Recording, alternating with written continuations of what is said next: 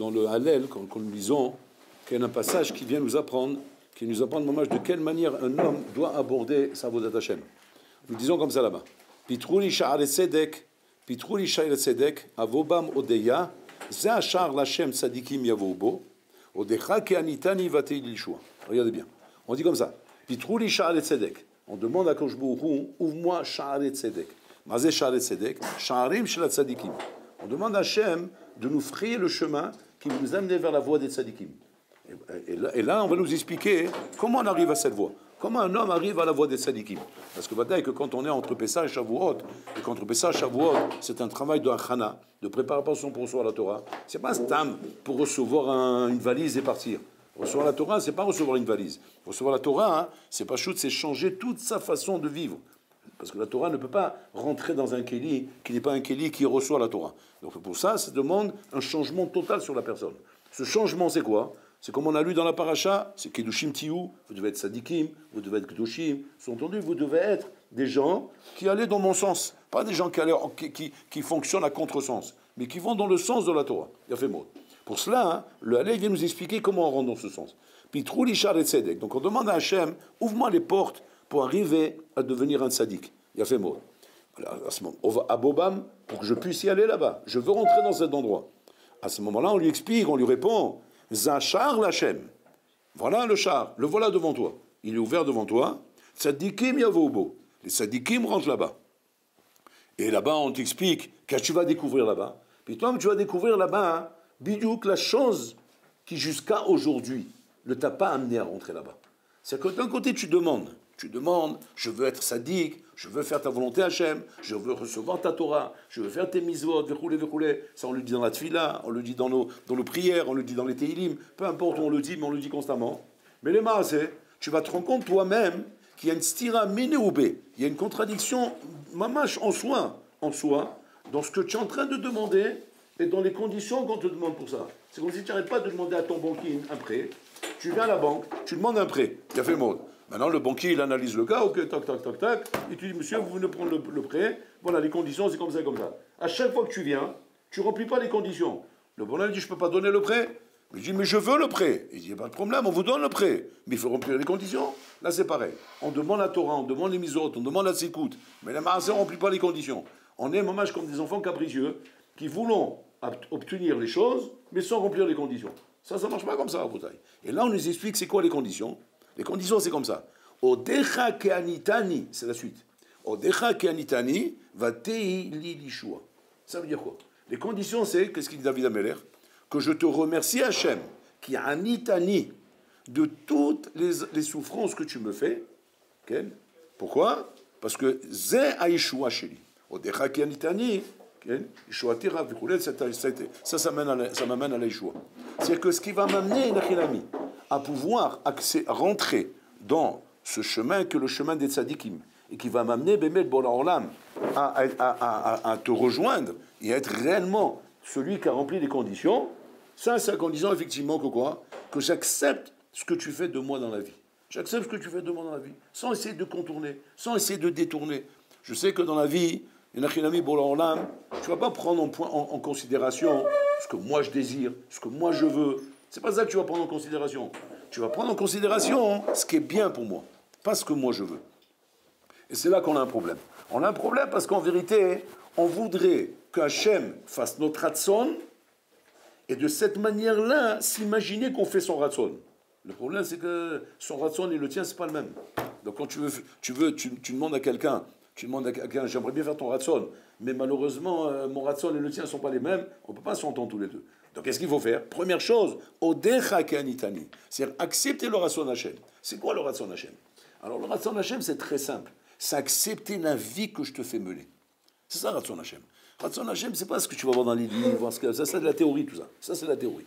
La théorie, on la connaît. C'est quoi la théorie? C'est le mitzvot, c'est le Shulchan Aruch, ce qui est marqué là-bas. Il faut faire ça, il faut faire ça, il faut faire ça. Ça, c'est toute la théorie, il a fait mot. La Shela, elle est, comment j'arrive à respecter cette théorie, sans aucun problème, avec le ratson le plus fort que j'ai au fond de moi. Ça, c'est très simple.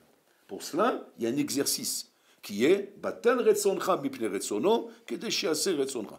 C'est-à-dire que je dois annuler mon ratson devant son ratson. Ou est-ce que sur le terrain, je vois que j'annule mon ratson devant son ratson? Pas shoot. ce sont les épreuves de la vie. Quand dans la vie, on me met des épreuves, des trucs où j'ai l'impression qu'on me met des embûches, on me met des obstacles, on ne me laisse pas passer, sache que ces obstacles ne sont pas des trucs qui viennent juste pour t'embêter, juste pour te casser la tête, juste pour que tu t'énerves et tu pousses des cris. Non, c'est pas pour ça. C'est juste pour tester combien tu es prêt à faire mon ratson. Tu vas dire comment ça marche, comment ça se passe. C'est-à-dire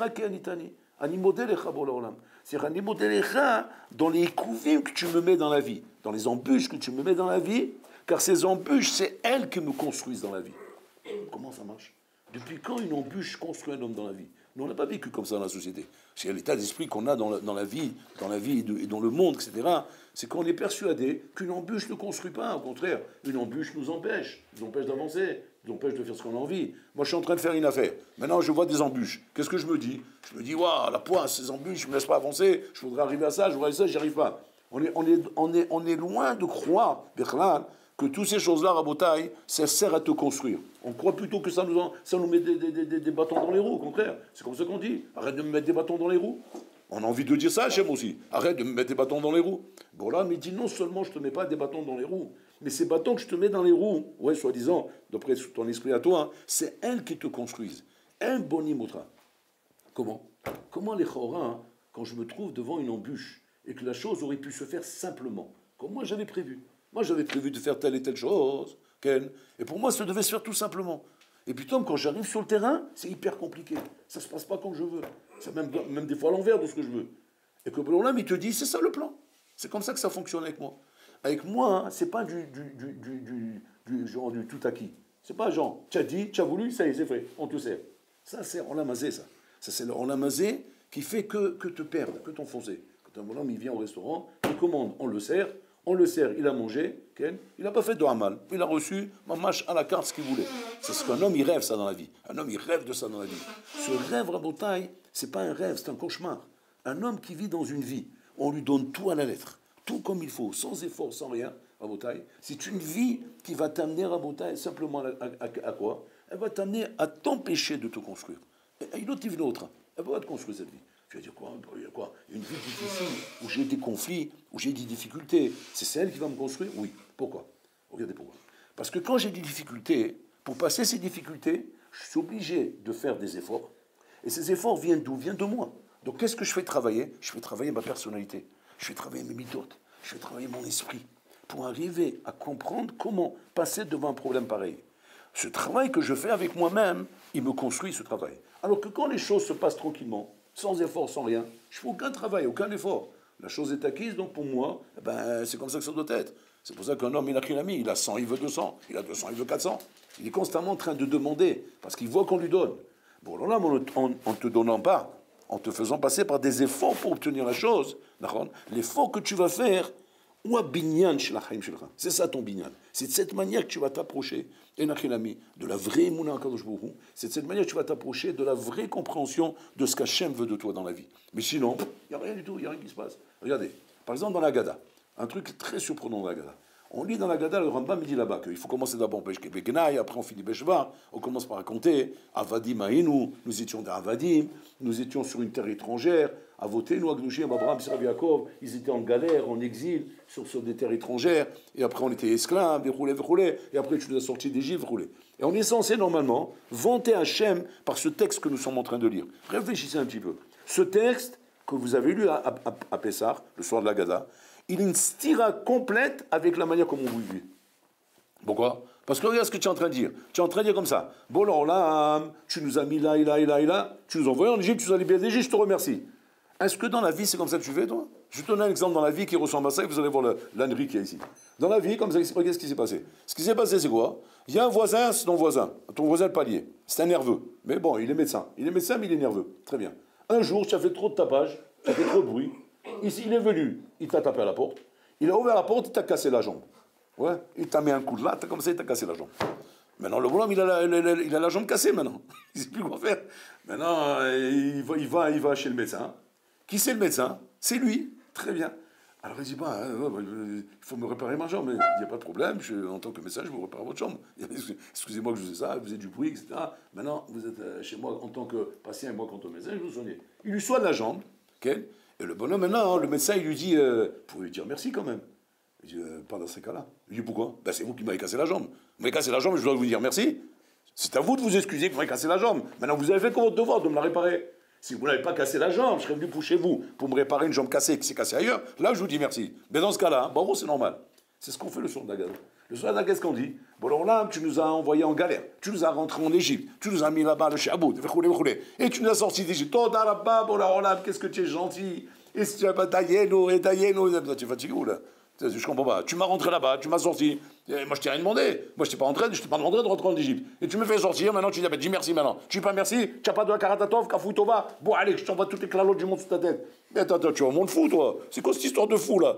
J'ai rien demandé. Je viens ici. Tu étais tranquille, moi, dans mon pays, là-bas, en Canaan. On était là-bas en train de boire de la bière avec le soleil, tranquille. Puis, Tom, tu as envoyé la famille. Tu nous as pris. Tu nous as jetés en Égypte, en esclavage là-bas. Shem Alahem. On a perdu nos enfants à la place des briques. Le fou là-bas de Paro, il avait la lèpre, il n'arrêtait pas de faire des shrit avec des enfants. Shem Alahem, c'était un drame là-bas. Puis, Tom, tu nous as sorti. Il faut qu'on chante des louanges pour te dire merci. Et si on ne dit pas merci, tu nous éclates encore. On n'a pas fini avec toi. C'est quoi le malheur ici, Rabotai? Le malach, il est comme ça. Et ça, c'est ce qu'il faut comprendre dans la vie. Et ça va nous aider à comprendre comment fonctionnent les épreuves. Parce que les épreuves, c'est toujours la même chose. Vous avez la même question dans l'épreuve. Dans l'épreuve, c'est quoi? Bon, alors là, il envoie l'épreuve. Qu'est-ce qu'on fait? On demande à Hachem de nous aider. Puis Tom, l'épreuve, elle a disparu. Oh, Toda Hachem, qu'est-ce que tu es gentil? Mais tu rigoles. Si moi, je fais ça ici dans la Pnimia, mais vous vous rendez compte, vous appelez la police tout de suite. Tu dis, mais on l'a repéré, cet abruti là. C'est un voyou. Regarde ce qu'il fait. Il nous fait des coups, il nous cache nos affaires. Après, il nous dit comme ça d'être gentil avec lui. Quand on est gentil, il nous rend les affaires. Mais tu rigoles, il va nous rendre fou, cet abruti là. On ne trouve plus rien avec lui. Mais on sait que c'est lui, mais il n'y a rien à faire. Si tu ne le remercies pas, il ne te rend pas la chose. Et maintenant, il veut avec ça. Hein. Qu'est-ce qu'il veut avec ça? Que tu deviennes son ami. Il veut te rapprocher de lui. Je ne peux pas devenir ton ami de cette manière. Je vois comment les Khaoura. C'est toi qui es la raison de mes problèmes. D'accord? C'est toi qui as l'origine, effectivement, de solutionner mes problèmes. Mais sans toi, je n'aurais pas de problème. Donc j'ai besoin de tes solutions. L'orev velosralam. En fait, le Yesod, il est comme ça. Écoutez bien. Et ça, c'est le Yesod de tout ce qu'on passe dans la vie. Tous les Yesod, il est qu'en fait, Hachem veut te rapprocher de lui. Il veut te rapprocher de lui. Maintenant, Hachem, il sait très bien que la meilleure façon de te rapprocher de lui, c'est laquelle, Rabotai? C'est justement de te mettre en face de problèmes. C'est pas de te mettre, c'est pas de te donner. C'est pas en donnant à quelqu'un, Rabotai, qu'on permet à ce bonhomme de m'apprécier. En donnant, il va pas m'apprécier à la fin. Pourquoi? Parce qu'en vérité, il mérite pas.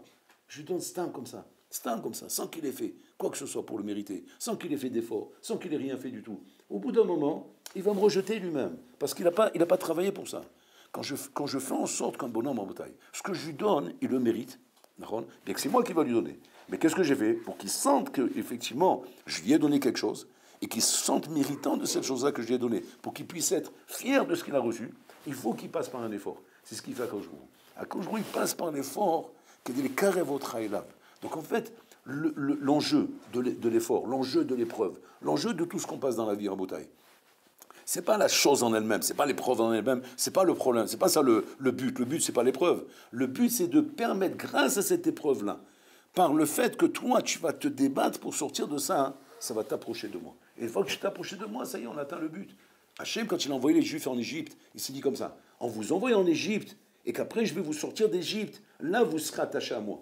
Si je ne vous avais pas envoyé en Égypte, vous serez en Canaan, et vous seriez en train d'essayer de vous approcher de moi par les louanges qu'Abraham a venu vous appris, vous ne seriez jamais approché de moi. Pour vous approcher de moi, il faut passer par l'Égypte. Par l'Égypte, en sortant comme ça, hein, par les efforts, la peine, etc. Et maintenant vous sortez, et vous voyez comment je vous prends. De cette manière, vous approchez de moi. Donc un bonhomme en bataille, il doit comprendre que toutes les difficultés qu'Hachem ils vont voir dans la vie, c'est pas dans le but de me donner des difficultés, c'est dans le but de m'approcher de lui. Et c'est ça le tahlit de la vie. Le tahlit de la vie, c'est d'être proche d'Hachem, c'est pas ce de... Maintenant, ça dépend où tu es. Si Nachinami, ta vie, Rabotai, c'est le matériel, c'est ça le but. Alors voilà que chaque chose te prend la tête. Chaque chose que tu vois comme épreuve de la vie, t'approche pas d'Hachem. Au contraire, elle t'éloigne d'Hachem. Pourquoi? Parce que quand ton but c'est le matériel, et que le point de repère pour toi dans la vie qui va déterminer si tu es heureux ou malheureux, c'est le matériel. Il y a, je suis heureux. Il n'y a pas, je suis malheureux. Alors de cette façon-là, jamais tu vas t'approcher d'Hachem. Pourquoi tu ne vas pas t'approcher d'Hachem? Parce que tu fais une distinction entre le bien et le mal. Le bien, c'est bien, le mal, c'est mal. C'est pas vrai. Dans votre Hachem, il n'y a pas le bien, c'est bien et le bien, c'est mal.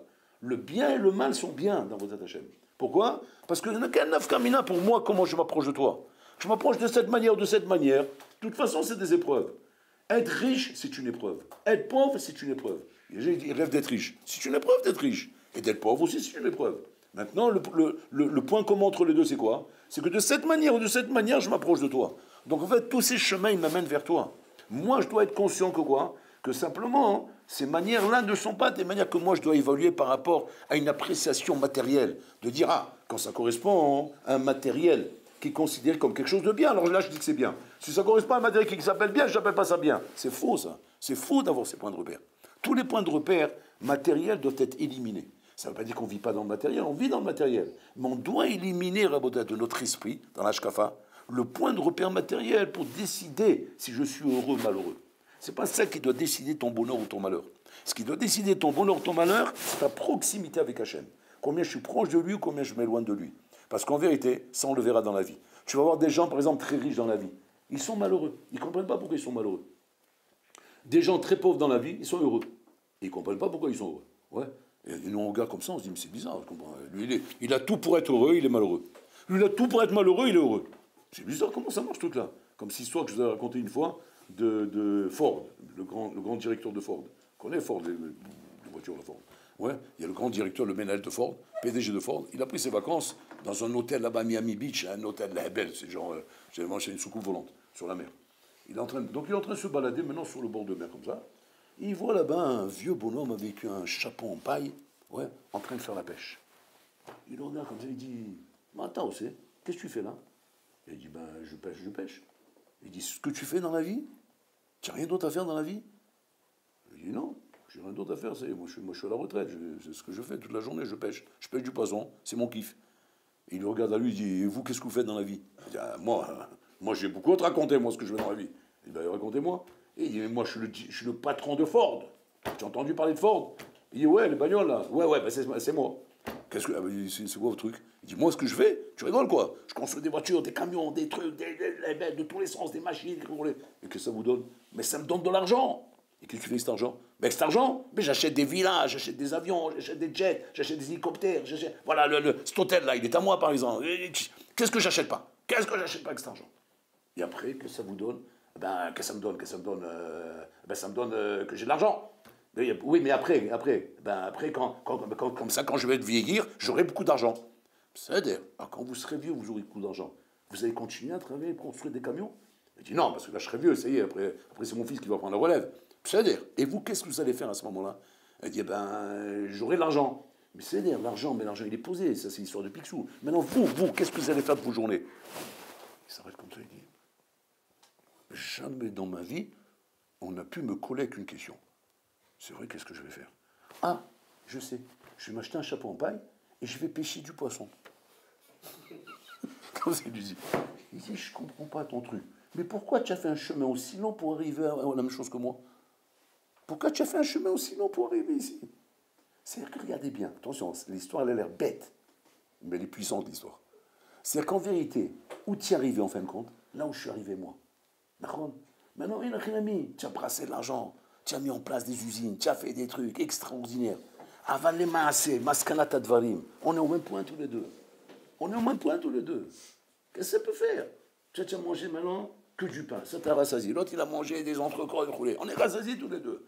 Manaf Kamina, ce qui t'a servi à te rassasier. Manaf Kamina, ce que tu as pu faire sur le chemin. Du moment où maintenant, là où on est aujourd'hui, on est au même stade tous les deux.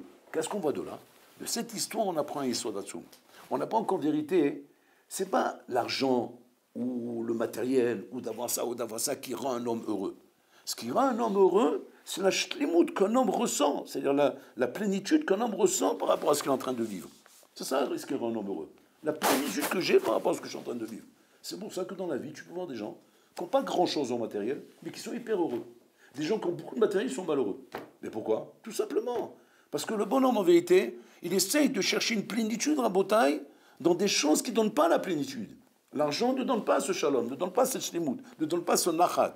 L'argent, c'est j'ai 100, je veux 200, j'ai 200, je veux 400. C'est de courir constamment. Mais à un moment donné, tu ne vas plus courir. Et quand tu ne vas plus courir, tu as oublié quelque chose sur la route. Quoi? De travailler ta plénitude. Et ça, comme tu ne l'as jamais travaillé, le jour où tu vas t'arrêter, ça va être une chute pour toi. Pourquoi ça va être une chute? Parce que tu n'as pas réfléchi pour ça. Tu n'as pas pensé à ça. Tu n'as fait que courir. Alors que le bonhomme qui a compris que la matara de mes courses, c'est pas la course en elle-même, c'est pas d'avoir de l'argent, c'est d'acquérir de la plénitude. Donc le bonhomme sait s'arrêter. Il sait s'arrêter. Et donc toute la route, pendant qu'il est en train d'avancer, il a su s'arrêter. Il a su s'arrêter pour se remplir de Torah, se remplir de Chokhmah, s'intéresser à écouter des shiurim à droite, à gauche, rouler. Cet homme-là s'est soucié, pas seulement de son matériel, mais de sa rouchaniout. Donc cet homme-là a acquis la plénitude. Cette plénitude, c'est elle qui donne le nachat à la personne. Elle, manasot, rabotai. Tout le reste sont des moyens qui donnent l'impression, bédimion, que tu auras avec ça quelque chose. Mais tu peux rien avoir avec ça. Pourquoi? Parce que c'est du matériel. D'où viennent les aspirations de l'homme? Elles viennent de ta neshama. La neshama, Rabotai, elle est chelek elokam imal. C'est une partie divine. Elle ne peut pas être satisfaite, Rabotai, avec l'argent que tu lui donnes.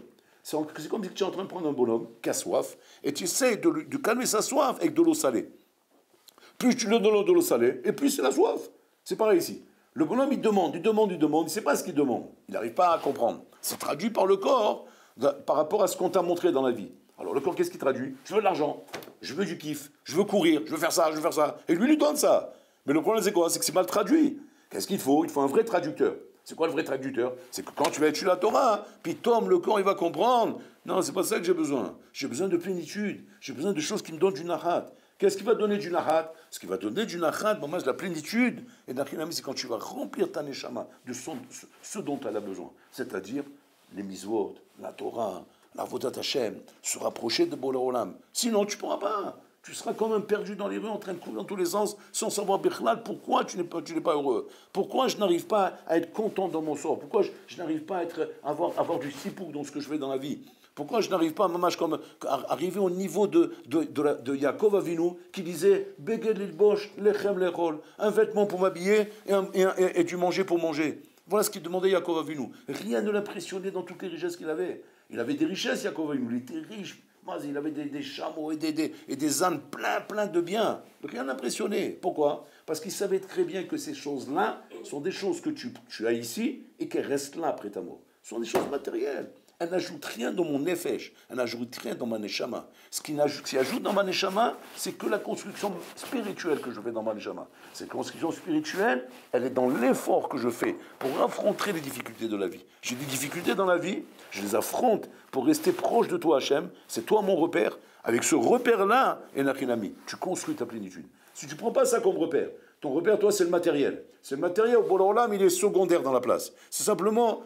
Hachem, c'est un rapport de Issour Ve'eter. C'est-à-dire que toi, le Tachlit, c'est le matériel. Bon, là, c'est un repère de Issour Ve'eter. C'est quoi Issour Ve'eter? Mouta ou Assour? C'est Mouta? Ok, allez, c'est bon. Et là, c'est Assour, bon, il n'y a pas un Eter? Oui, un petit Eter. Allez, c'est bon, allez, on y va. C'est ça ton rapport avec Hachem. Un rapport comme ça ne t'approche pas d'Hachem. Ça t'approche que du matériel. Parce que Hachem, tu lui as donné une place secondaire.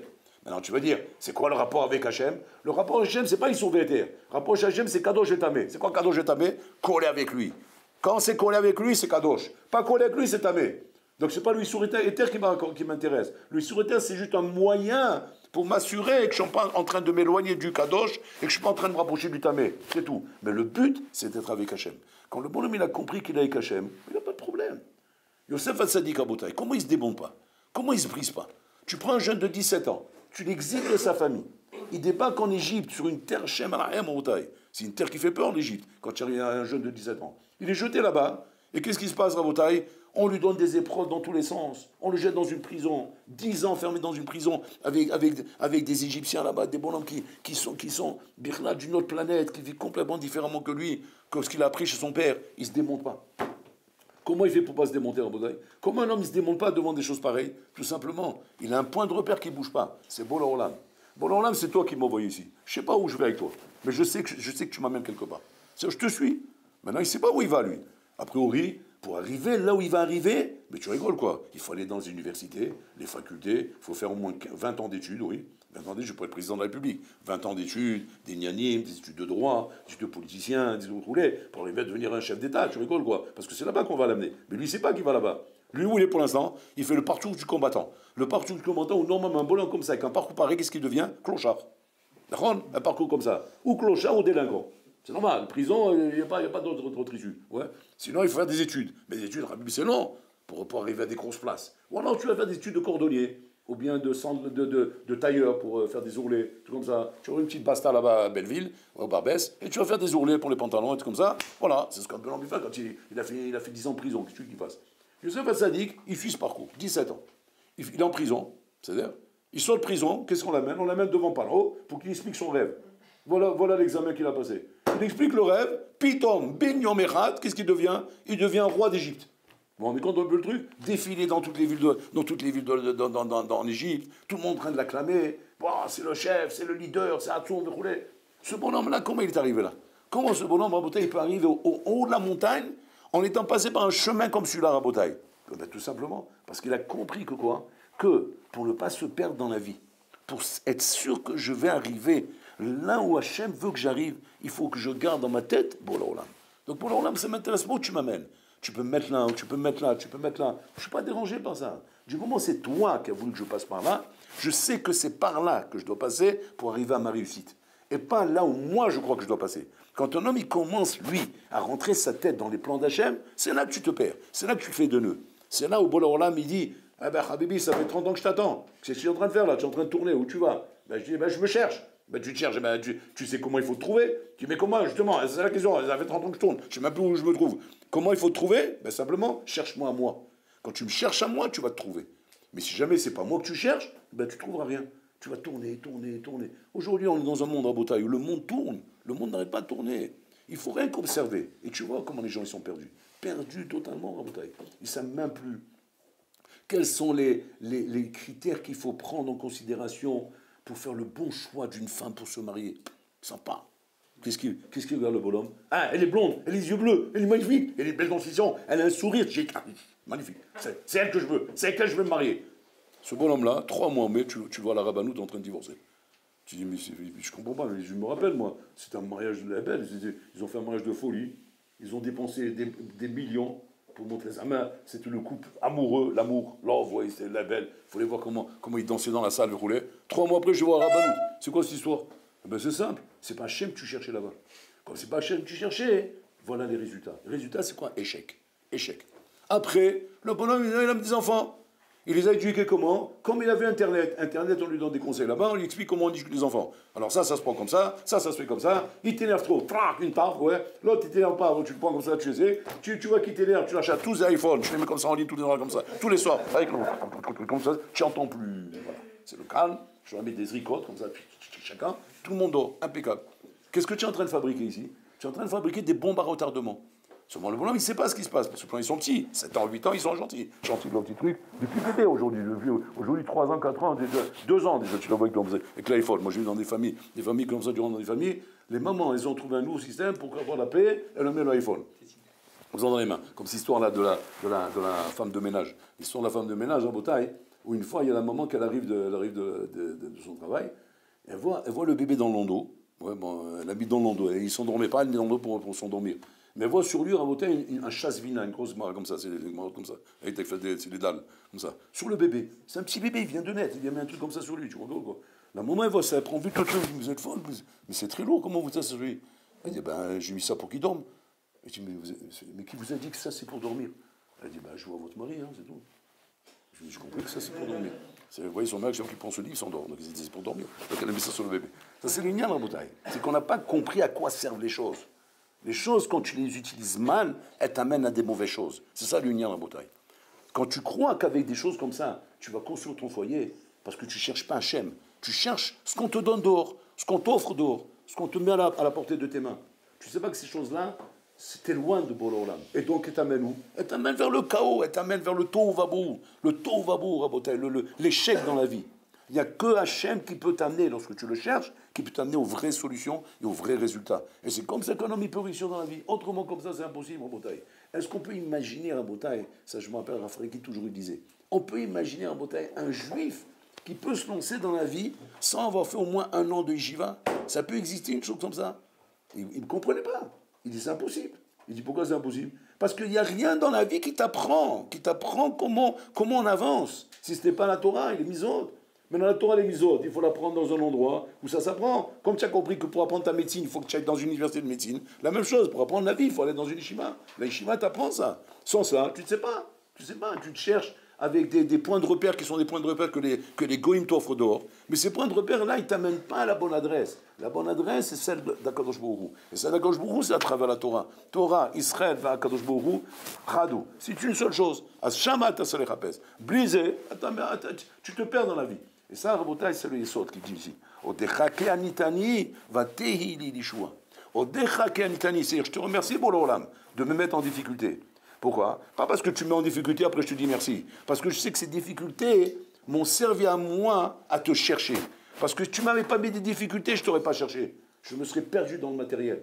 Grâce à tes difficultés, je me cherche. Parce qu'un bonhomme, quand il a des difficultés, il se pose des questions, il s'interroge, il revient, il va voir son rat, il va voir des rabbins, il se cherche. Et cette recherche t'amène à me trouver à moi. Si je ne te donne pas de difficultés, je te donne tout sur un tapis, tu ne te cherches plus. Comme tu ne te cherches plus, qu'est-ce qui se passe? Tu t'assimiles, tu suis le monde goy, chas shalom. Et là, c'est là que tu te perds. Donc, ce qu'il dit David Amelech. Odecha ke anitani va tei lishua. C'est-à-dire ma délivrance vient justement du fait que tu m'as pas laissé me reposer, tu m'as pas laissé tranquille. Et David Amelech, grâce à ça, il est devenu ce qu'il est devenu. Le parcours de David Amelech est un parcours très dur. Mais n'importe qui à sa place, qu'est-ce qu'il aurait dit? Il aurait dit, mais quel poids que j'ai pas de chance, je suis poursuivi du matin au soir, on veut me tuer, on veut rouler. Non, il n'a pas vu comme ça, lui. Lui, il a vu que bon, alors là, c'est toi qui me fais ça, et je suis certain, j'ai pas de safek qu'avec ça, tu m'amènes là où tu dois m'amener. Quand un homme vit de cette manière, dès que cet homme-là, Rabota, il voit comment les masses, il arrive là où Hachem veut l'amener. Mais c'est pas en te débattant, c'est pas en essayant de faire autrement que tu vas y arriver. Et c'est pour ça qu'on appelle Zéachar l'Hachem, Tzadikim Yavobu. C'est ça la porte pour entrer dans la tzidkout. C'est de suivre le chemin à la lettre de ce que là où Hachem veut m'amener. Et quand tu as compris ça, alors effectivement, tu arrives forcément là où tu dois arriver. Là, il n'a qu'un ami, ton couple va être réussi, l'éducation de tes enfants va être réussie, ta avoda va être réussie, ta vie va être réussie. Parce que tu as compris qu'il y a une matara, c'est Bola Olam, et pas en train de chercher des choses à droite, à gauche, en imaginant que ça va me donner le bonheur, ça va me donner ça, on dirait des recettes de cuisine pour arriver à Rabotaï à construire des choses qui sont des monuments à Rabotaï. Il n'y a pas de recettes de cuisine. Il n'y a pas des choses qu'on peut inventer. On n'a plus rien à inventer, Rabotaï. Ces choses-là ont été écrites depuis la création du monde.